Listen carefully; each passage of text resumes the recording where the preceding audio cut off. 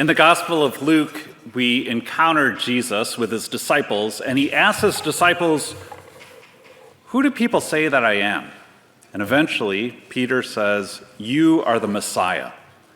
And just after that, Jesus tells his disciples that he will die and that he will be resurrected.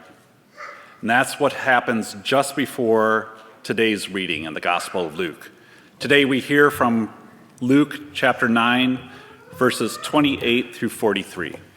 You can find this on page 69 of the New Testament in your pew Bibles. Now, about 8 days after these sayings, Jesus took with him Peter and John and James, and they went up the mountain to pray. And while Jesus was praying, the appearance of his face changed, and his clothes became dazzling white. And suddenly they saw two men, Moses and Elijah, talking to him. They appeared in glory and were speaking of his departure, which he was about to accomplish at Jerusalem.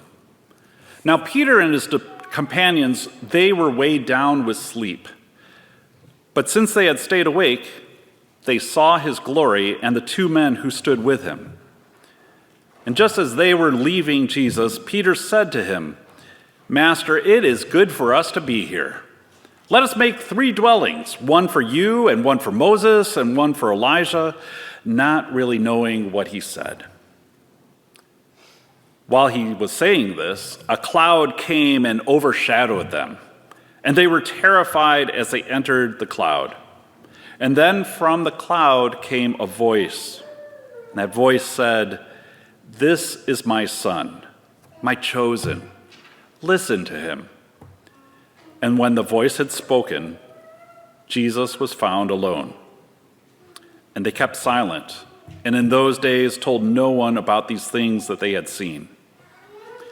On the next day, when they had come down from the mountain, a great crowd met him. This is the word of the Lord. Thanks be to God.